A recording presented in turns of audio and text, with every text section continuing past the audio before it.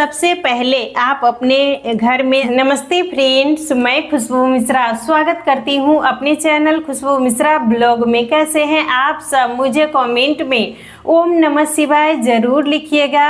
और आज इस वीडियो में जानेंगे सावन महीने में हरी चूड़ी हमें किस दिन खरीदना चाहिए, किस दिन पहनना चाहिए, माता पार्वती को कौन सी 3 सामग्री है जो सावन के महीने में हमें ज़रूर चढ़ाना चाहिए। बहुत सारी जानकारी आपको इस वीडियो में मिलेगी। इससे पहले अगर आपने मेरे चैनल को अभी तक सब्सक्राइब नहीं किए हैं तो इसे सब्सक्राइब कर लीजिए, बेल आइकन को ज़रूर प्रेस कीजिए जिससे वीडियो की नोटिफिकेशन आप लोग के पास सबसे पहले पहुँचे। सावन महीने में चूड़ी पहनने का विशेष महत्व है और इस महीने में हमें हरी चूड़ी पहननी चाहिए। हरी चूड़ी पहनने से हमारे जीवन में सुख समृद्धि आती है, हमारा जो वैवाहिक जीवन है वो सुखमय रहता है। और चूड़ी हमेशा हमें पहन के ही रहना चाहिए, ये ना कि हम मतलब खाली हाथ करके रखें, वैसा गलती हमें कभी भी नहीं करनी चाहिए। आप चूड़ी हमेशा पहन के ही रहिए। आप चूड़ी पहनने का मतलब शौक़ रखते हैं तो चूड़ी भी पहन सकते हैं। लहठी पहनना चाहते हैं जो लाह की रहती है तो आप लहठी भी पहन सकते हैं। और सावन के महीने में खासकर हरी चूड़ी पहनने का ज़्यादा महत्व रहता है, तो आप लोग हरी चूड़ी अपने लिए ज़रूर खरीद लीजिएगा। आप चूड़ी पहनते समय दिशा का ध्यान ज़रूर रखिएगा। होता है ना कि हम ऐसे तैसे बैठ जाते हैं और चूड़ी पहन लेते हैं, तो चूड़ी पहनते समय हमें दिशा का ध्यान ज़रूर रखना चाहिए। जब भी आप चूड़ी पहनिएगा तो पूर्व दिशा, उत्तर दिशा मुख करके चूड़ी पहनिएगा। और पश्चिम दिशा में भी बैठकर आप चूड़ी पहन सकते हैं, लेकिन आपको दक्षिण दिशा में बैठकर चूड़ी नहीं पहनना चाहिए।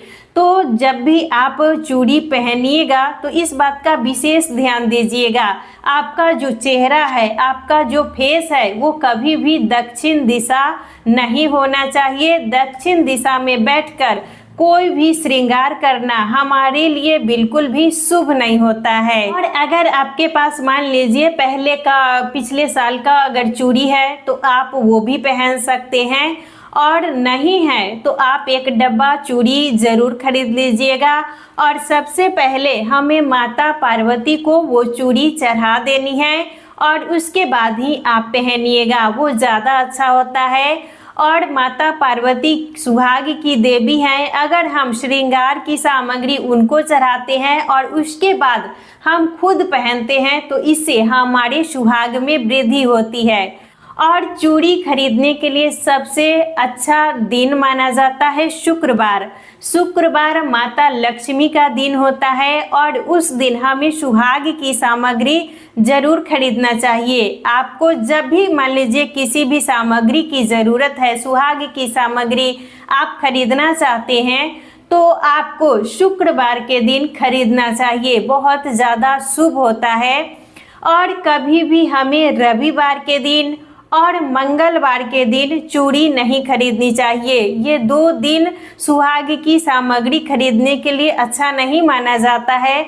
और बाई चांस मान लीजिए कहीं इमरजेंसी है, कहीं जाना है, टाइम नहीं है, तो अगर आप मान लीजिए रविवार या मंगलवार को चूड़ी खरीद के ला रहे हैं तो सबसे पहले हमें माता पार्वती के पास स्पर्श करा देना है, यानी उनको चढ़ा देना है, उनसे आशीर्वाद ले लेना है, उसके बाद ही आप वो चूड़ी पहनिएगा। और शुक्रवार के दिन अगर आप चूड़ी खरीद के लाएं तो ज़्यादा अच्छा रहेगा। सावन के महीने में हरी चूड़ी पहनना बहुत ज़्यादा ही शुभ होता है। इस महीने में कांच की चूड़ी पहनने का ही ज़्यादा महत्व है। और साथ में मान लीजिए आप लहठी पहनना चाहती हैं, हरी लहठी, तो आप लोग लहठी भी पहन सकते हैं। ये तो जो बाला है ये लाह का ही है, तो आप इस तरीके से मान लीजिए लाह का जो बाला रहता है ये 2 पीस में ही आता है, तो आप ऐसा भी लेकर पहन सकते हैं। आप इसमें चाहिएगा तो आप इसको मिक्स करके भी ऐसे पहन सकते हैं, ये भी ज़्यादा सुंदर लगता है। और मान लीजिए आप लाह का जो लहठी रहता है वो पहनना चाहते हैं तो आप वो भी पहन सकते हैं, लेकिन आप लोग 1-2 चूड़ी डालकर ही पहनिएगा। आप इस तरीके से बाला मान लीजिए लेना चाहते हैं 2 पीस में, तो बाला भी लेके पहन सकते हैं। और ऐसे जो लहठी रहती है, हम लोग तो ज़्यादा लहठी ही पहनते हैं, और आप लोग देखते होंगे मेरे वीडियो में हम ज़्यादा लहठी पहन के ही वीडियो बनाते हैं, चूड़ी बहुत कम ही पहनते हैं। लेकिन सावन के महीने के लिए हम चूड़ी ज़रूर खरीद के लाते हैं, तो आप लोग चूड़ी ज़रूर खरीद लीजिएगा। और लहठी भी अगर मान लीजिए आप पहनना चाहते हैं तो लहठी भी ले सकते हैं हरा, और इसमें भी आप मिक्स करके पहन सकते हैं। और कभी भी हमें प्लास्टिक की चूड़ी, जो ये फाइबर का रहता है, जो चूड़ा रहता है, तो वो हमें सिंगल नहीं पहनना चाहिए। इसमें भी आप लोग मान लीजिए ऐसे चूड़ी लगाकर पहनना चाहते हैं तो चूड़ी लगाकर भी पहन सकते हैं। लेकिन आप मान लीजिए इसमें लहठी मिक्स करना चाहते हैं तो आप लहठी को भी लगाकर पहन सकते हैं, दोनों अच्छा होता है। लेकिन कभी भी आप लोग ध्यान दीजिएगा कि कभी भी हमें ये प्लास्टिक की चूड़ी अकेले नहीं पहनना है, सिंगल नहीं पहनना है। और आप हरी चूड़ी में ये लहठी है पीला, तो आप इसको भी मिक्स करके पहन सकते हैं। लाल पीला हमारे सुहाग के लिए बहुत अच्छा होता है, और किसी भी शुभ कार्य में हम लाल पीला ही पहनते हैं। और आप इसमें मान लीजिए पीला में ये जो हरा है, इसको मिक्स करके पहनना चाहते हैं तो आप ऐसे भी इसको मिक्स करके भी पहन सकते हैं, ये भी हमारे लिए बहुत अच्छा होता है। तो आप लोग देख लीजिएगा, आप जिस तरीके से पहनना चाहते हैं पहनिएगा। लेकिन हरी चूड़ी आपको सावन के महीने में ज़रूर पहनना चाहिए। रेड है, लाल लाह की लहठी, तो आप इसमें भी अगर हरा मिक्स करके पहनना चाहते हैं तो हरा मिक्स करके भी पहन सकते हैं। आप लोग हरी चूड़ी लाल में भी मिक्स करके पहन सकती हैं, ये भी बहुत अच्छा होता है। इससे हमारा जो वैवाहिक जीवन है वो सुखमय बनता है।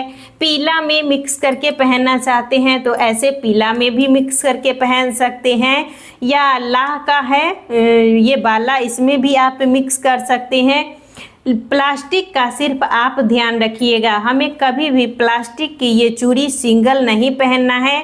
आप इसमें अगर शीशा का लगाना चाहते हैं तो शीशा का भी, जो कांच की चूड़ी है वो लगाकर भी पहन सकते हैं, या लाह का जो ये लहठी रहता है वो भी लगाकर पहन सकते हैं। और चूड़ी पहनते समय आप लोग ध्यान दीजिएगा, कभी भी हमें टूटी हुई चूड़ी नहीं पहननी चाहिए। पहनने से पहले चेक ज़रूर कर लीजिएगा। कभी भी हमें जो चटकी हुई चूड़ी रहती है, टूटी हुई चूड़ी, वो नहीं पहनना चाहिए। तो सबसे पहले हमें माता पार्वती को ये जो चूड़ी आप खरीद कर लाए हैं उसको स्पर्श करा दीजिएगा। उसके बाद ही आप ये हरी चूड़ी पहनिएगा। और मान लीजिए आप मंदिर में ले जाकर माता पार्वती को स्पर्श कराना चाहते हैं तो आप वहाँ पर माता पार्वती को चढ़ा दीजिएगा। माता पार्वती को चढ़ाने के बाद ही आप इसे पहनिएगा। तो आप घर में भी माता पार्वती को चढ़ा सकते हैं, या मंदिर में चढ़ाना चाहते हैं तो आप मंदिर में भी चढ़ाकर पहन सकते हैं। सावन के महीने में हमें श्रृंगार की चीज़ें ज़रूर खरीदनी चाहिए, बहुत ज़्यादा शुभ होता है। तो आप लोग एक हरी जो चूड़ी का डब्बा है वो खरीद लीजिएगा, एक बिंदी का पत्ता और एक सिंदूर का डिब्बा ज़रूर खरीदिएगा। और सबसे पहले माता पार्वती को चढ़ा दीजिएगा, उसके बाद आप उपयोग कीजिएगा। सावन के महीने में हमें श्रृंगार की सामग्री अपने लिए भी ज़रूर खरीदनी चाहिए। और आप दान करना चाहते हैं, मान लीजिए किसी को देना चाहते हैं तो आप दे भी सकते हैं, ये बहुत अच्छा होता है। सावन के महीने में आप लोग हरा वस्त्र जरूर पहनिएगा। तो आपके पास साड़ी है तो साड़ी भी पहन सकते हैं, सूट है तो सूट भी पहन सकते हैं। अगर आपके पास हरी साड़ी नहीं है तो एक ज़रूर खरीद लीजिएगा। सावन के महीने में हरा वस्त्र पहनने का ज़्यादा महत्व है। तो आप लोग अपने लिए साड़ी खरीदना चाहती हैं तो साड़ी भी खरीद सकती हैं, सूट खरीदना चाहती हैं तो सूट भी खरीद सकती हैं। अगर है पहले से तो नहीं खरीदिएगा। सावन में कभी भी हमें काला रंग का वस्त्र नहीं पहनना चाहिए, सफ़ेद रंग का वस्त्र पहनकर पूजा नहीं करनी चाहिए। तो आप लोग पूरे महीने काला और सफ़ेद रंग का वस्त्र नहीं पहनिएगा। आप लाल, पीला, हरा, गुलाबी ये सब पहन सकते हैं, लेकिन काला और सफ़ेद हमें बिल्कुल नहीं पहनना चाहिए। और जब भी आप मंदिर जाइएगा सावन सोमवार के दिन, या आप घर में ही पूजा कर रही हैं, तो अच्छे से श्रृंगार करके ही पूजा कीजिएगा। मांग में सिंदूर और माथे पर बिंदी, गले में मंगलसूत्र, पायल, बिछुआ और महावर। सोमवार के दिन आप महावर जरूर लगाएं और मेहंदी हमें ज़रूर लगानी चाहिए। तो जिस दिन से सावन शुरू हो रहा है तो आप उस दिन भी मेहंदी लगा सकते हैं, या आप सोमवार को मेहंदी लगाना चाहते हैं तो सोमवार को भी मेहंदी लगा सकते हैं। सावन के महीने में मेहंदी लगाना चाहिए। कहा जाता है कि सावन के महीने में हम अपने सैया के लिए यानी अपने पति के लिए मेहंदी लगाते हैं, और भादों में अपने भाई के लिए मेहंदी लगाते हैं। तो आप लोग मेहंदी ज़रूर लगाइएगा और अच्छे से हमें सज सवर कर ही माता पार्वती और भोलेनाथ का पूजन करना है। माता पार्वती अखंड सुहाग की देवी है, और इनका पूजन करने से हमारे जीवन में सुख समृद्धि आती है, वैवाहिक जीवन सुखमय होता है। और हरी चूड़ी आप शुक्रवार को भी पहन सकते हैं, या सावन का प्रथम सोमवार को भी आप पहन सकते हैं। तो आज का वीडियो यहीं तक था, फिर मिलूंगी एक नए वीडियो में। वीडियो अच्छा लगे तो आप लोग इसे लाइक ज़रूर कीजिएगा, मेरे चैनल को सब्सक्राइब कीजिएगा।